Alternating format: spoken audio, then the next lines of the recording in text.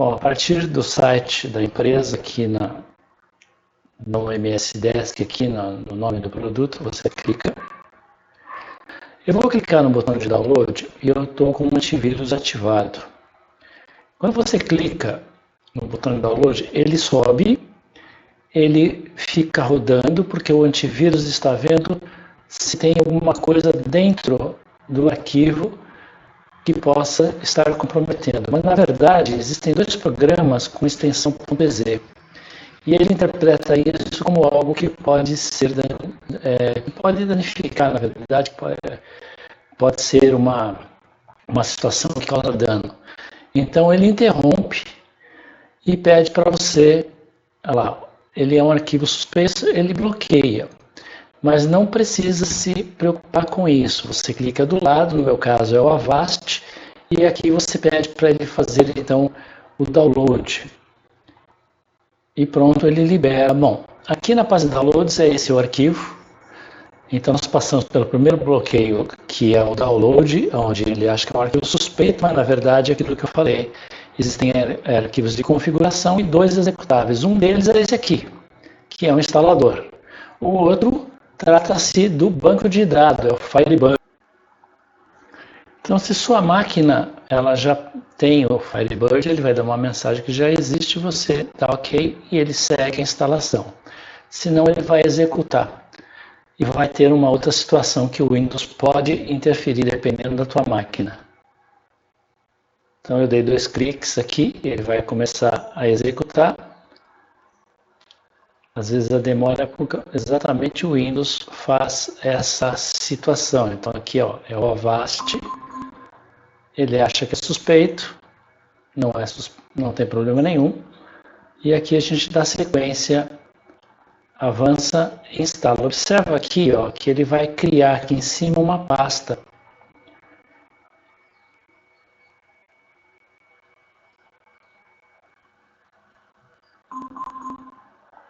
O arquivo ele estava verificando, ele vai continuar. Vamos lá de novo.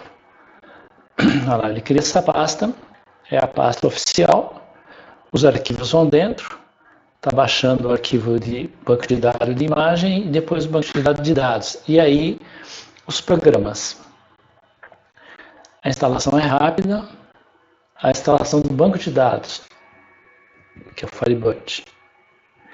Ele é feito de forma automática para você não precisar chamar um técnico para fazer uma instalação manual. Então, ele já autoinstala tudo sem problema nenhum.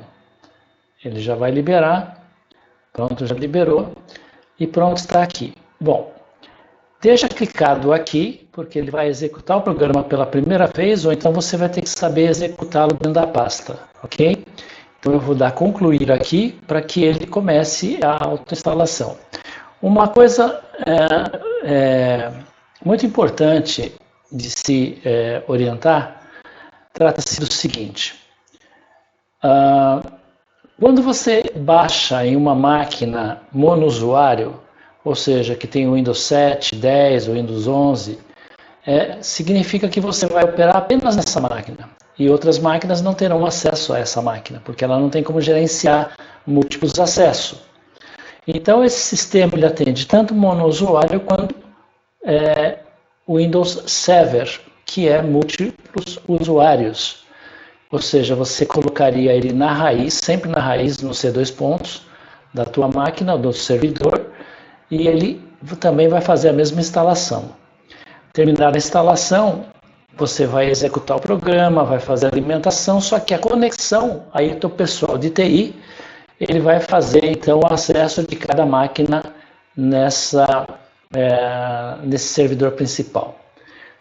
Bom, aí está, então essa primeira tela, e ele pede apenas algumas informações, por exemplo, da empresa, o CNPJ ou o CNES, do profissional técnico responsável, médico executante, terapeuta, o responsável técnico, ele pede o nome, a data de nascimento, o CPF, o CEP da residência, o celular, o número do conselho, o estado do conselho e o código do CBOS. E aqui a observação é que o código do CBOS tem que ser o antigo. Então, hoje em dia o CBOS tem 5 dígitos, mas aqui, nesse cadastro especificamente, ele tem que ser colocado como 4 dígitos. Então, por exemplo, 6105 ele é o clínico geral, 6119 é o dermatologista, e assim sucessivamente. Tá? Então, se você não tem o antigo, você pode dar uma pesquisada na internet antes de colocar. Ele vai aceitar? Ele vai aceitar, mas aí ele não abre a agenda automaticamente. Porque o que faz a conversão do CBOS para o atual é um DEPARA, um programa que ele tem, para ver qual a versão do XML para que isso aconteça. Bom, eu vou colocar aqui o CNPJ da nossa empresa, os dados são meramente figurativos, né? Então, José, e eu fui com o Enter cada quadro, que é mais fácil que ficar clicando com o mouse. E nesse último aqui eu também vou dar um Enter para ele começar a instalação. Então, observe a instalação que ele vai fazer agora. Perceber agora que ele fez todas as etapas dando OK. Não tem nenhuma outra etapa aqui que causou alguma situação a ponto de interromper. Bom, agora vem uma mensagem, a próxima tela é o contrato online, com 7 abas. Leia cada aba e autentique no último cantinho de cada aba tem uma opção que você leu, senão ele não vai salvar. Né? É como se fosse dado um visto em cada uma delas. Eu vou dar OK, ele vai abrir. A primeira aba é a primeira folha do contrato. Então você tem aqui os dados, mas os dados do contratante ele coloca na última folha. Então você tem que ler, colocar que leu. A segunda você lê também. A terceira você lê, porque se você não tiver de acordo com cada uma dessas, você não vai conseguir fazer a instalação, mesmo para teste. Aqui você tem a escolha de cada produto, que ele vai te perguntar na última folha. Então você precisa, na última parte, a parte 7. Então você precisa ver o que trata isso para você fazer sua escolha. Então você clica, aqui são produtos opcionais, você clica, e aqui sim ele traz os dados do contratante. Eu entrei com os dados da nossa própria empresa, são dados fictícios. Aqui ele pergunta, olha, você vai instalar no seu servidor próprio? Por quê? Porque você pode instalar no nosso? Você pode instalar no nosso, obviamente não faz sentido essa instalação, a não ser para você entender o produto e fazer um teste. Mas no nosso servidor, ele entra na parte 5, você leia lá quais os limites de acesso, porque uma coisa é você ter o aplicativo para quantos usuários você quiser. Agora, o acesso simultâneo, ele é uma questão de comunicação. Quantas pessoas podem acessar simultaneamente o nosso servidor, porque ele tem um limite para tudo isso. Então você avalia. Obviamente que ele muda o preço. Então se eu instalar em servidor próprio, você clica, abre o produto que você já definiu lá. Vamos colocar aqui um sênior, por exemplo. O valor do seu servidor está 273 mensais. Só que aqui é um cálculo também do primeiro vencimento. Ele te jogou para o dia 20. Né? Se você mudar o vencimento aqui, ele vai fazer a conta e modifica, porque daí o próximo vencimento em março, você quer tudo dia 10, ele vai tratar a proporcionalidade. Ou seja, você tem 7 dias que ele não vai te cobrar, no 7º dia ele vai te cobrar esse valor. Aliás, o vencimento vai ser no dia 20. Né? Ele vai te cobrar esse valor. Bom, feito isso, você clica aqui para assinar. Ele vai falar que vai abrir uma tela para você fazer a assinatura com o mouse. Pode perceber que os dados já estão aqui, os dados que você entra lá na frente. Você abriu aqui, você assina. E você autentica aqui. A próxima tela é para cadastrar o usuário principal.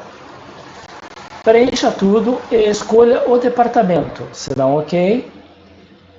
O primeiro usuário tem que ser a nível de faturista para cima, por questões de privilégio, porque esse primeiro usuário é que vai habilitar quem pode fazer o quê no sistema, embora o departamento, quando você escolhe o departamento, ele vai possibilitar já que muitas funções básicas para aquele setor já fiquem ativas. Você dá OK. Então ele muda aqui, ele vai entrar com as regras. Deixa eu abrir aqui que ele fechou, aqui.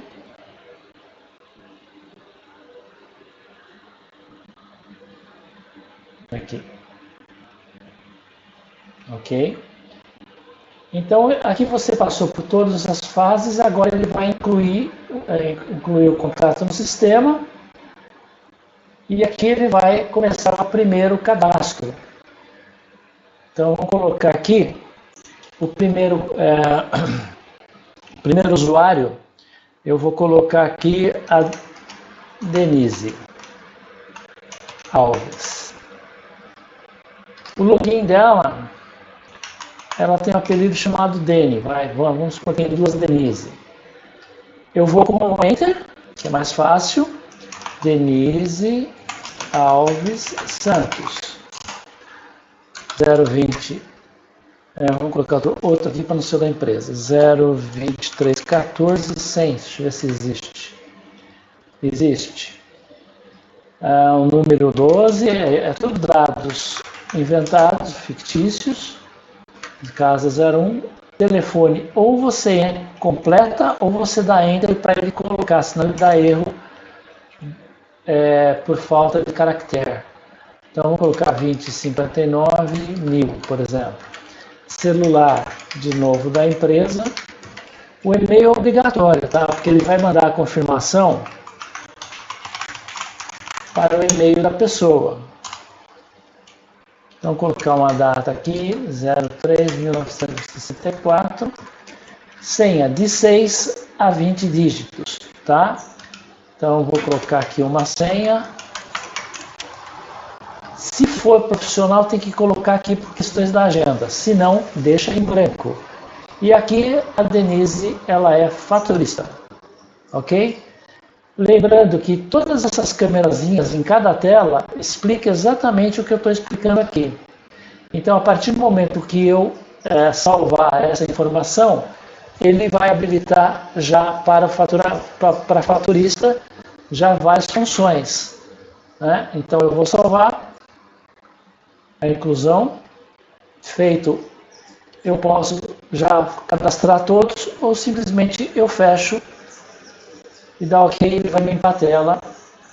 E aqui também embaixo você tem aqui o contrato e o roteiro. Quando você abre o roteiro, a partir daqui você tem que fazer você tem que anotar tudo porque ele vai limpar.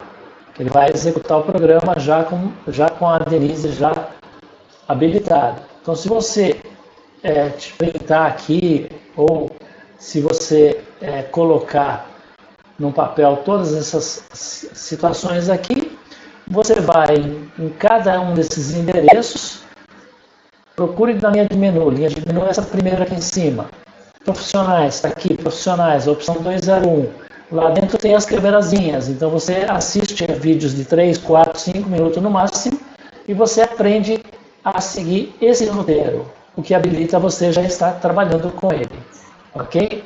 Então seria isso, aqui ó, você pode ver que ele já habilitou, ó, a dele está aqui, e aí ele já entra no sistema já de forma que a pessoa já pode estar trabalhando nele, ok?